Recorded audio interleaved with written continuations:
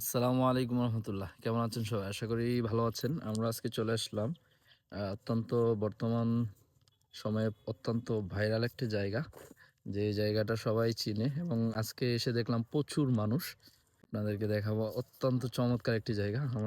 এখানে অনেক কিছু আছে, চা বাগান, তারপর হচ্ছে উঁচু নিচু টিলা, রাস্তাগুলো জাস্ট অসাধারণ। আর সূর্য উদয় তো দেখার মতো একটা জায়গা।